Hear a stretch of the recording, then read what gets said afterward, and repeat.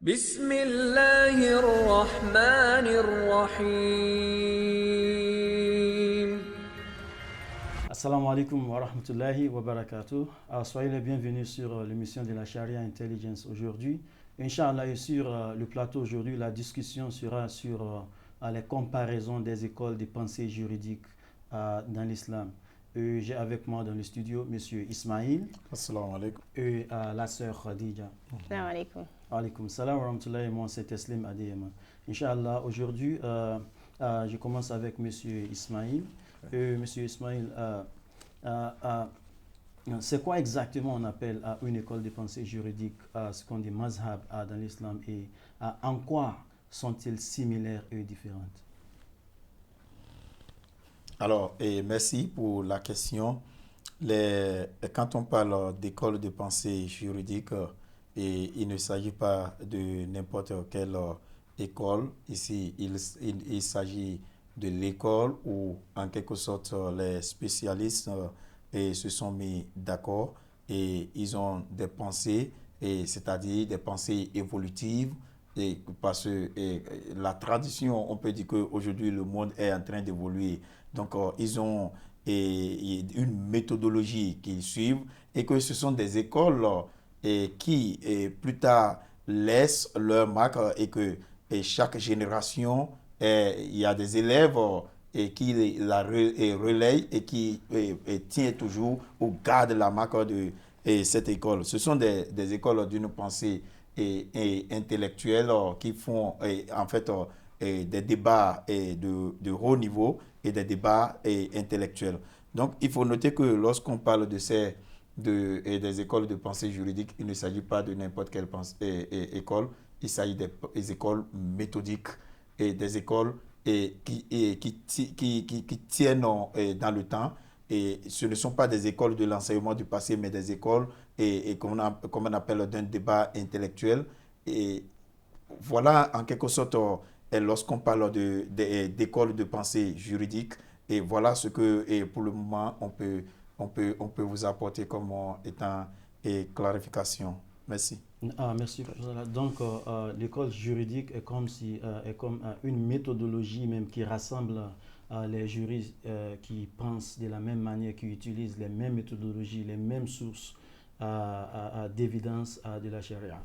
Merci beaucoup. Donc, Sœur Khadija, quels sont les enjeux sur lesquels, les enjeux sur lesquels toutes les écoles sunnies, les écoles de pensée juridique sunnies, sur lesquelles ils se diffèrent? Merci beaucoup.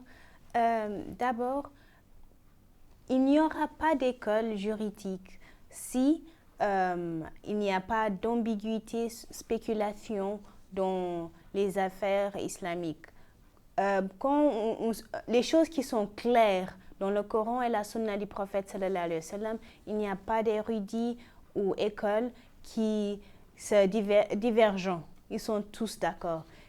Où il y a la différence commence dès nous allons au hadith solitaire. Et ensuite, les choses que le Coran et la Sunna du prophète sallallahu alayhi wa sallam sont silencieuses sur. Et la méthodologie change.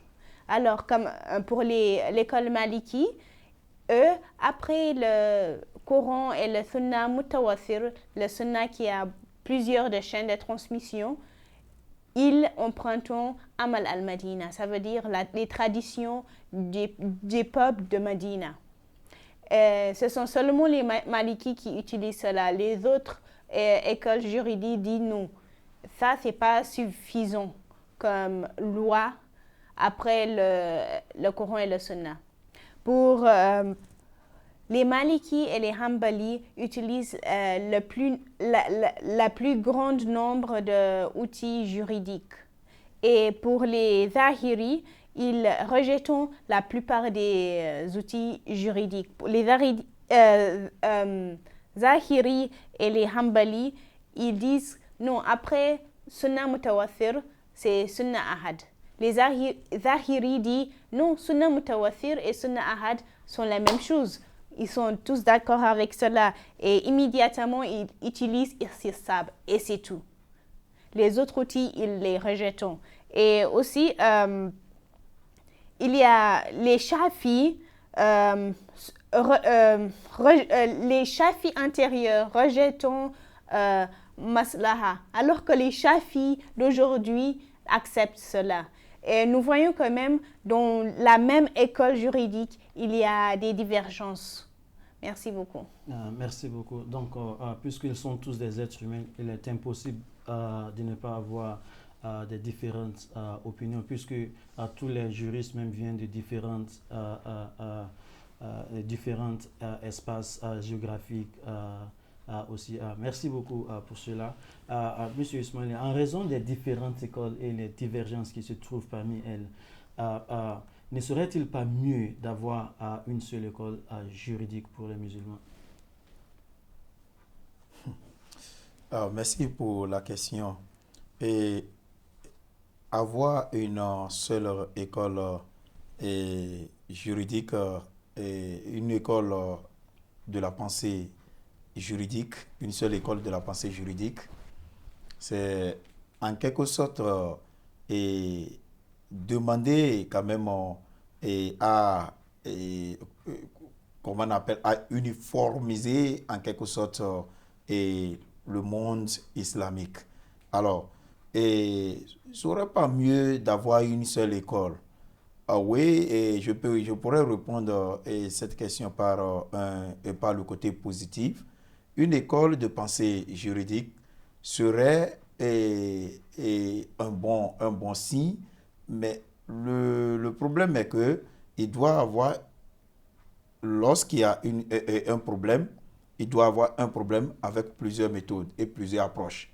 Parce que toutes les écoles de pensée n'ont pas la même conviction, n'ont pas la même vision sur un seul problème.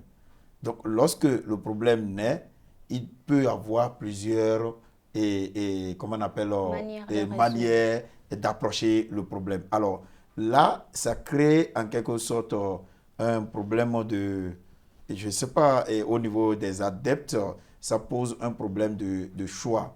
Parce que les Malikis vont venir avec leur méthode, les Shafi vont venir avec leur méthode, l'école de Hanbali va venir avec sa propre méthode. Donc, l'islam serait encore plus, je crois, paisible parce qu'en ce moment, il n'y aura pas en quelque sorte cette diversité ou cette pluralité d'opinions auxquelles nous faisons face. Et quand je vais sortir de là, je vais relancer le débat là dans un débat un peu plus littéral en montrant que si il en était ainsi, ce qui veut dire que le musulman et l'élève et l'école de Maliki aura la même conviction que l'école de Hanbali. Et l'école de Shafi aura la même conviction que l'école de Maliki. Donc,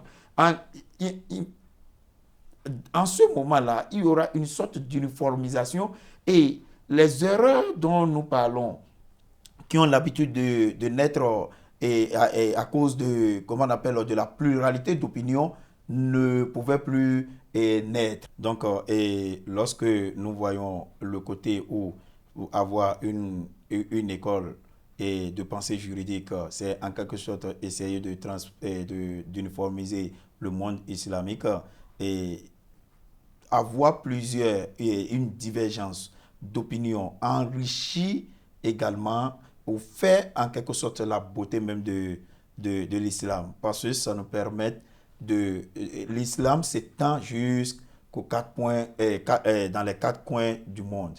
Alors là, lorsque les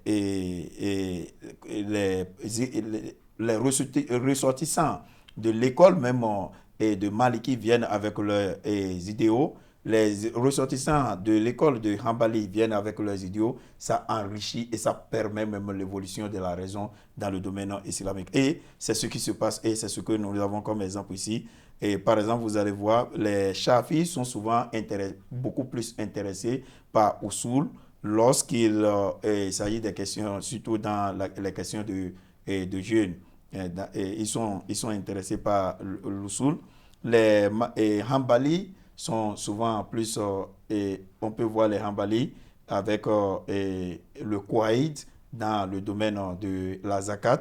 On voit également les Maliki les Malikis et avec le Makassite dans le domaine de la prière. On voit les Malikis avec le Kouaïd dans le domaine de la prière. Donc, en général, lorsque vous voyez chacune de ces écoles de pensée juridique, vous comprendrez que chacune d'elles a eu sa méthodologie et que l'ensemble de ces méthodologies font la force même de l'islam et permet même aux jurys ou aux érudits d'avoir une expérience très très étendue, et quand ils sont dans le développement de leur fatwa, ils ont quand même beaucoup d'écoles qu'ils peuvent parcourir parce qu'ils ont suffisamment des armes pour pouvoir défendre leurs idéaux. Merci pour la question. Donc, merci beaucoup pour toutes ces interventions. Inch'Allah, je crois que avec tout ceci, on comprendra que avoir des diverses écoles juridiques est une beauté de l'islam, c'est une miséricorde même pour le monde musulman, parce que chaque école juridique a sa spécialité et de cela, ils aident même le développement, même le progrès même de l'islam et des musulmans. Merci beaucoup pour votre intervention et pour d'être venu ici aujourd'hui. Donc, merci à nos téléspectateurs aussi pour nous avoir suivis de bout en bout jusque-là. Inch'Allah, on se retrouvera dans l'épisode prochain. Assalamu alaikum wa rahmatullahi wa barakatuh.